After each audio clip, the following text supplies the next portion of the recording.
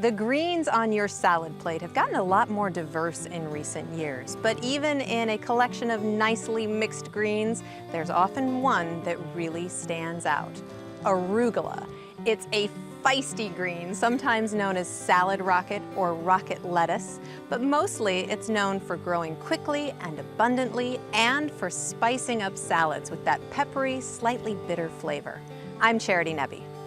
On this episode of Iowa Ingredient, we'll visit with the folks at Nishnabotna Naturals in western Iowa to hear about their experiences growing arugula. Then Chef Katie Meyer from Trumpet Blossom Cafe in Iowa City brings out arugula's finer flavors when she cooks with us in our studio kitchen. All that and more coming up next on Iowa Ingredient.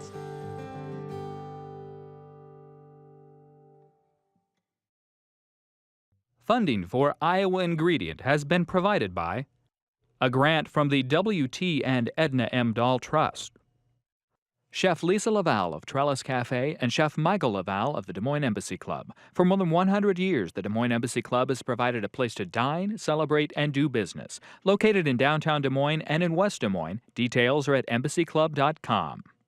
Friends, the Iowa Public Television Foundation.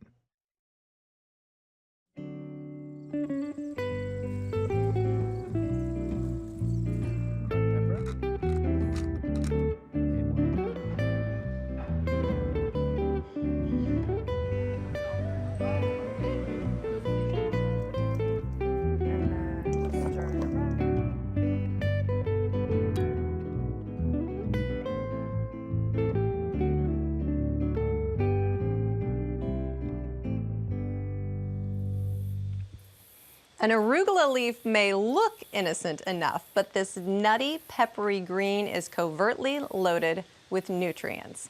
It has a long history. It's been harvested and used in world cuisines for millennia.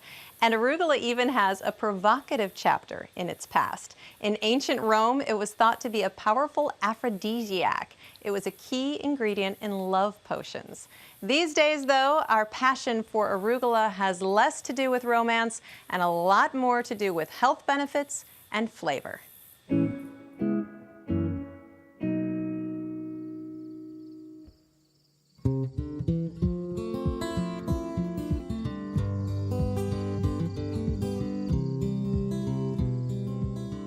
Every place I've lived, I've had a little bit of a garden.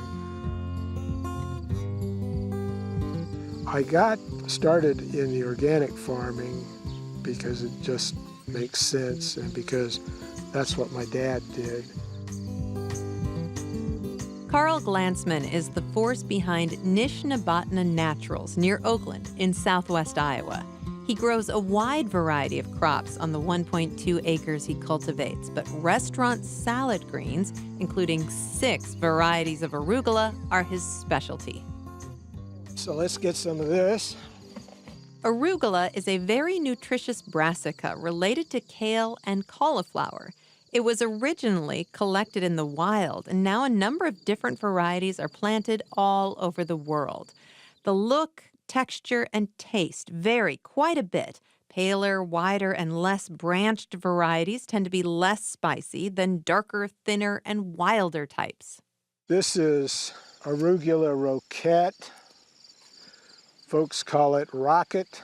This is a cultivar that came from the original Sylvetta strain that the Romans would take the seed with them when they would march to Gaul. And this is a type that was developed in France and Belgium and became the standard arugula. Arugula is not a fussy plant. It's capable of growing all year, in the chill of winter as well as the heat of summer, though the conditions can change the flavor. Thrives well on total abuse. Seriously, it doesn't mind growing with grass. It doesn't mind growing with other weeds. It's just difficult to harvest that way. This is how I build these terraces. Carl's career as an engineer has translated well to his work as a farmer. All of his beds are designed to allow the plants to thrive naturally. He uses terracing and double digging to make the most of available moisture and nutrients, and he carefully plans which plants to put where to help control pests. Back behind here we have mustard. It's both a trap crop, that is, it draws some of the insects away from the arugula, and also it is a very valuable component in my salad greens mix. When it's time to harvest, greens are carefully selected to go for salads or for garnishes. We're looking for white stem. This one with no holes goes to the restaurant. This one, Carl H.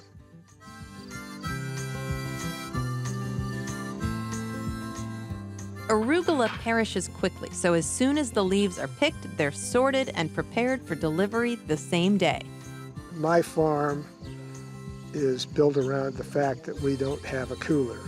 I pick for the restaurants to order, usually get the order the night before. Producing healthy food is a life mission for Carl, and embracing life itself is all part of the process. I'm strong as anybody in my age group. Life is all about living. If you're in the process of getting sick, you're in the process of dying. I intend to live.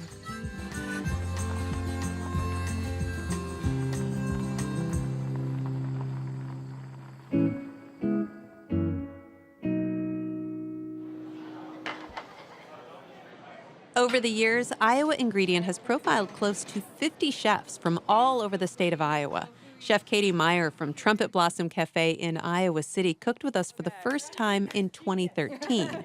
And we knew right away that she was going to be able to translate her vegan, organic culinary strategies brilliantly on camera. Do we need this hot pad for anything? I was a little nervous because I had never done anything like that before, but I was intrigued and honored that they wanted me to be a part of the show. So it was an adventure for sure. There we go. The crew came to the restaurant before I came here and taped about a few weeks before, I think, and that was really fun. They got a lot of footage of the inside of the restaurant and a little bit back in the kitchen, and everyone was so warm and friendly and made me feel totally at ease, and I wasn't as freaked out as I thought I was gonna be, which was great. Okay, so I'm just gonna pick it straight up. Last time Chef Katie cooked with us in the studio kitchen, we assigned her an ingredient that she embraced and made a little less intimidating for our viewers.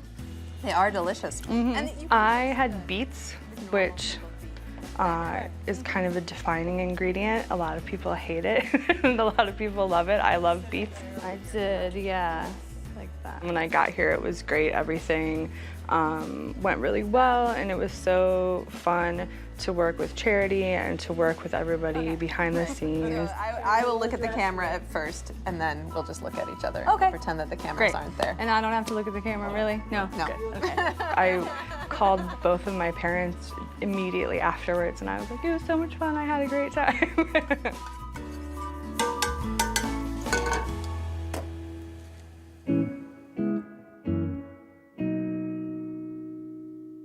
And now I'm here in the kitchen with Chef Katie, and we are going to do some cooking with arugula. Yes. What are we going to make first? We are going to make some pasta with roasted butternut squash and, of course, arugula.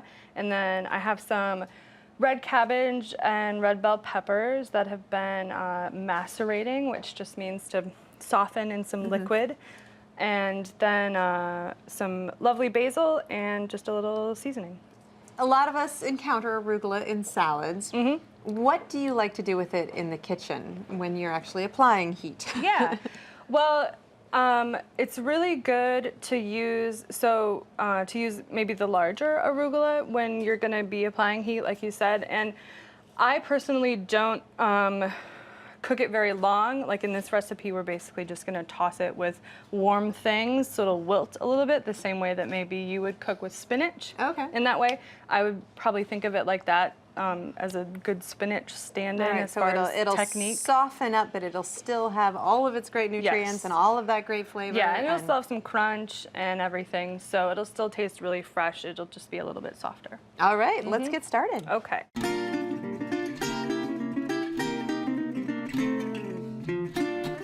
So this is the arugula that we have. Like I said, it's larger, so we are gonna chop it just a little bit so it's easier to get on the fork and in our mouth. I can tell this is very, very fresh. Yeah, and it definitely changes the personality of a dish when you put it in. Right, So we want something that's gonna balance it a little bit, which is exactly what this butternut is going to do. The butternut's really creamy and a little sweet, and we're gonna roast it so it'll get a little caramely. You gotta be strong to cut up a squash. Yes, just takes practice and a sharp knife.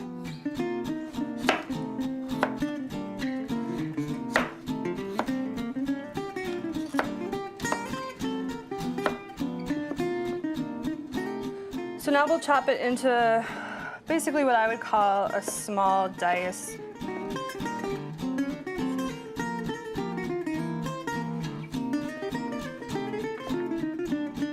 All right, now that it's all chopped, we will just put it in this bowl, toss it with some olive oil. You could use vegetable oil too if you wanted.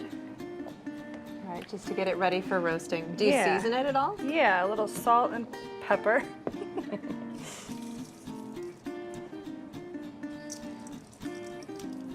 And then stir it around to coat that all with the oil, salt and pepper. And we'll do 375 just for about 15 to 20 minutes. This cooks pretty fast. A huge benefit to dicing up the squash, since squash can take so long when Yeah. it's not cut up into Yes. small pieces. All right, put this in the oven.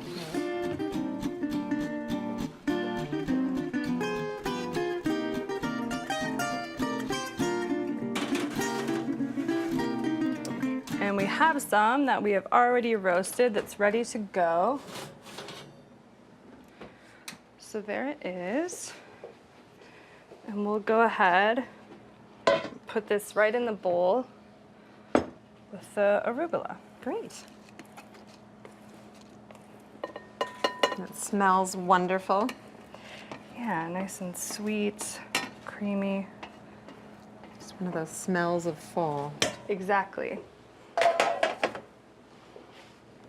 All right, mix that up a little.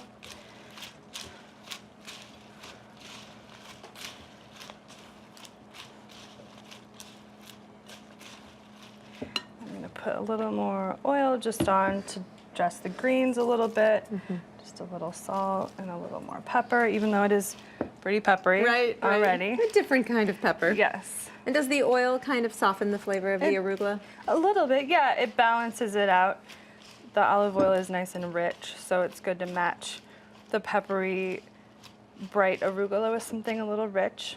And then we'll toss it with the pasta. So this is a beet pasta, actually. Yeah, what a beautiful color. Yeah, I thought using something red would be nice with the green leaves. Absolutely.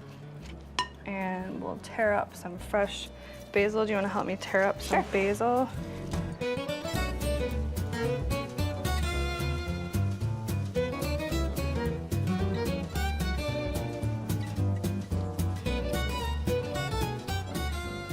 Right. Put some in there. Make sure we get some butternut, a little bit of cabbage and bell pepper, and then And that makes it so pretty. this gorgeous basil Right, you were top saving that I saved. very pretty basil. So there we go. Oh, that's wonderful. Let's give it a try. Let's try it. Make sure we get plenty of arugula and everything that goes with it, right?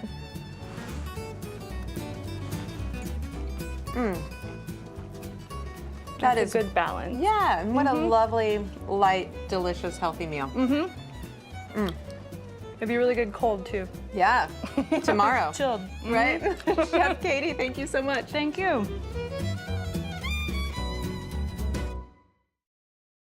So we made a wonderful pasta dish with arugula. Now a salad? A salad. All right. Yes. Is this I see strawberry, so is this kind of a spring salad? So definitely, these unfortunately are not local strawberries, but if we had local strawberries in the spring when arugula is also in season, that would be amazing. The strawberries that we get here in Iowa are so much sweeter than the ones from elsewhere. Yes, absolutely.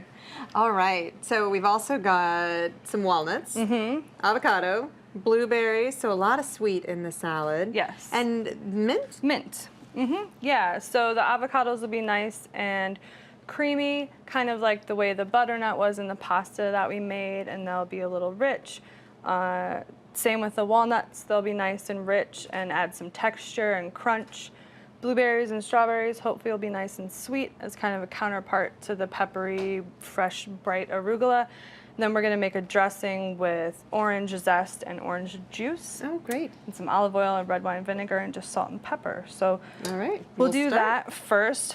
We'll just zest the orange. So we're gonna use the zest and the juice in this orange. So we wanna make sure that we zest it first and then we can slice it open and juice it. All right. So there's a lot of sweet in this salad. Do you There like is. that balance with the peppery arugula? I do. I feel like it's a way to show how you can use a savory ingredient with a lot of sweet things and have just a nice round balance of flavor. And also, it's kind of like, you know, healthy dessert. Right? Yeah.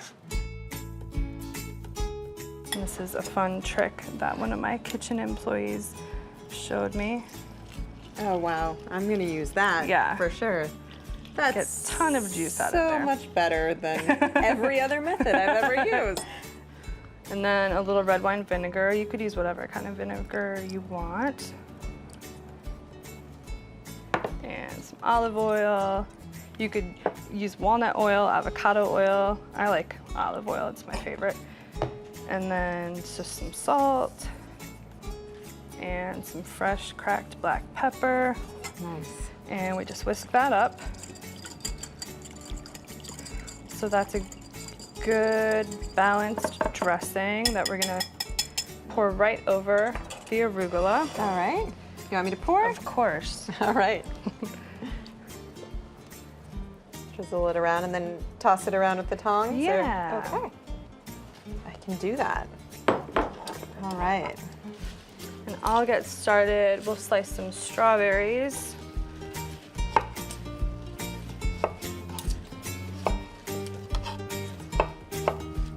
All right, so do you want to throw these strawberries in there for me? And I already took the stems off of those berries. There were just a few that had All stems. right. Great. So toss those in too. Yeah, Terrific. and the colors are so nice. The blue Yeah, and what red a and green. pretty salad. Yeah. All right, and then we'll open up a couple of these avocados. And so we were talking earlier, it's always a gamble. You know, you can feel the avocado, but until you slice into it, you never know. Playing avocado roulette there. Yes. So I'd say that's pretty great. Good. Congratulations. Yes, we won. So I like to just use put 'em my straight in the hands. bowl? Yeah. Kind of cube them there. And then they just come out really easily like that. And then here's another one that I like to do. Nice. Yeah. Little tricks.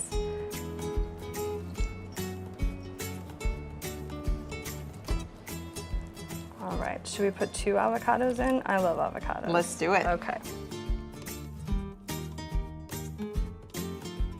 All right, so let's put a little bit of salt and pepper on the avocado.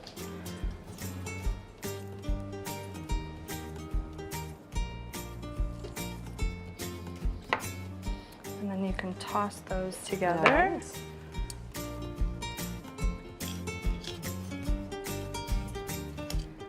Mint is nice and fresh. Taking the little mint leaves Yeah, off the and I might stems. just chop it a little bit just to get it to release a little bit more if you want to put that in.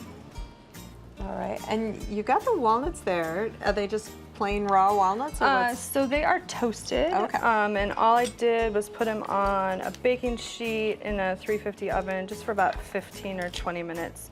You want to watch out because there's kind of a sweet spot where they're very toasted, but you don't want to burn them because then it's sad. All right. So these I just chopped a little bit more so that we could get, you know, more walnuts.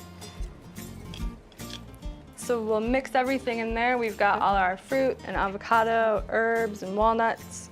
Plate it up and we'll put a few more nuts on top and a little orange zest to finish. Beautiful. Right there. So a good healthy serving here. Yes.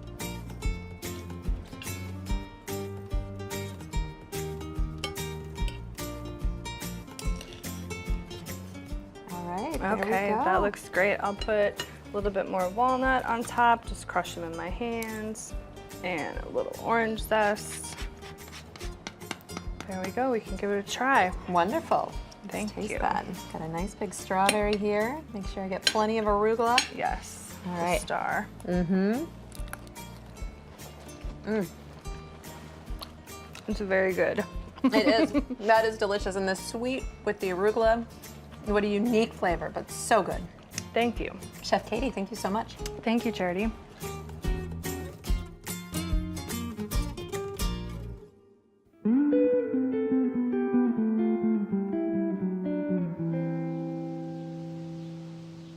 Have you ever gazed out at the lush Iowa landscape and dreamed of starting your own vegetable farm? You could grow tomatoes, lettuce, carrots, tend the land, and produce nutritious quality food for your family and your community. For folks who may not have grown up on a vegetable farm, but who have heard about it, I mean, this is Iowa after all, it can be tough to know exactly what a growing season might entail. We've visited all kinds of farms for a day or two, but what happens when we're not there with our cameras? What kinds of lessons are learned? How does Mother Nature's temperamental attitude play into growing all of the delicious ingredients we have here in Iowa? We asked Danelle Meyer to grab her phone and document a little bit of her life as a vegetable grower. It is 6 a.m. on June 6th, and what you're looking at right here is a couple of rows of Napa cabbage. Pretty much the entire season, from April until mid to late October for sure, you have to get up before the sun, because as soon as we have daylight, we're usually harvesting. So the crew always starts at 7, but I always get up an hour or two before that, because what a lot of people don't understand about a vegetable farm is that there is a lot of back-end work. So I'm emailing customers, I'm creating invoices, I'm writing my weekly customer email. I'm posting things on Facebook to educate my customers and potential customers. So there's a lot that happens before a vegetable farmer even sets foot outside the door to go work outside. As the growing season continues, Danelle encounters challenges that are common to anyone who grows plants in Iowa. But every challenge is magnified because of the number of plants she's growing. Good morning from one farm outside of Logan, Iowa. I'm Danelle. I'm just reporting to tell you what the heat has been doing to us this summer, but I can kind of show you behind me. I've got a bunch of tomatoes coming in, and because of the heat this year, the weeds are just completely crazy, out of control. Honestly, with weeds, I choose my battles. So yeah, it'd be great to look like this is a show place and it's a beautiful garden that could belong in a magazine or something like that, but that's not the point. So my threshold always is are we still going to produce food? Is it going to hurt the production? Is it going to hurt the yield? Okay, then we deal with it. Otherwise, sometimes you just kind of have to work amongst the weeds. Danelle grows many different kinds of vegetables. One of her clients commissions her to grow Napa cabbage in the spring. However, this year, the same customer also asked for fall Napa cabbage, a new venture for Danelle. Napas are started inside in trays. Within a couple of days, we had germination. And once we have the transplants going in the basement, then you actually have to harden them off for a while before you put them in the ground. So we always take the trays outside and let them harden off for at least a week, so that way they can get used to the outside weather and conditions. So it's now late July, and it is definitely time for us to be getting these Napa cabbages in the ground. And actually this is a really hard time of year to harden off, because not only is it hot and things are drying out in their trays, but there's a lot of insect pest pressure as well. Like the cabbage worms have really taken a toll on the little tiny seedlings. We are out here in the field on August 10th, which is a really, I don't know, dreadfully hot day to be transplanting Napas. And Tanner is behind me getting some in the ground. Now in late September, we're able to harvest.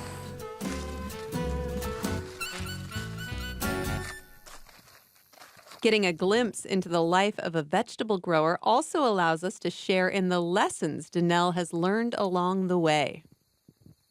I thought the biggest challenge with the Napas would be paying attention to the seedlings inside when we're so busy outside in the summer, but that actually wasn't the biggest obstacle. I would say it was the pest pressure. When the cabbage worm moved in and really attacked the seedlings, then that's what our biggest challenge and biggest delay was. The biggest thing I learned about growing Napa for fall is that I've probably been missing marketing opportunities and sales opportunities, because a lot of times we're all so tired by July or August or whatever that we just want to get through the season. And so I think it gave us a really nice shot in the arm, and it showed me that, okay, it's always a little stressful at the end of a season for a vegetable farmer, because you only have so many weeks to have money come through the door. And so I think it just is kind of expanding that for us a little bit more and giving us more opportunities to have fall crops kind of be a last hurrah for the season. We say it often here on Iowa Ingredient, growing food is hard work. We are incredibly grateful for our state's farmers.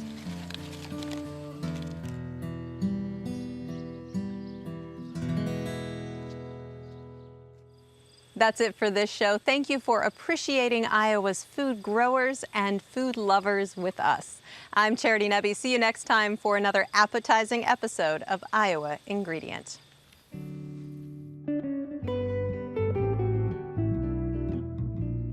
As you can probably guess, the Iowa Ingredient staff appreciates everything about the food scene in Iowa. And in 2016 and early 2017, we visited the restaurants, farms, and other locations showcased on this program. But circumstances can change, so we encourage you to check ahead if you're planning a visit of your own. We hope you get the chance to get out there and enjoy Iowa's fabulous food experiences for yourself.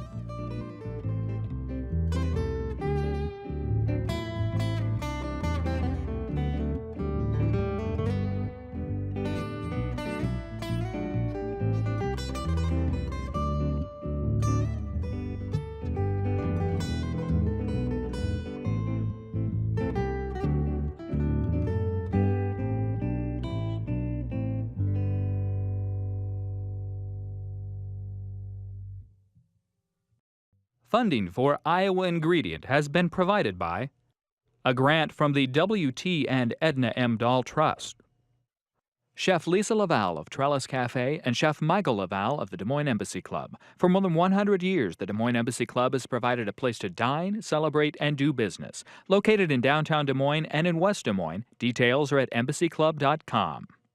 Friends, the Iowa Public Television Foundation.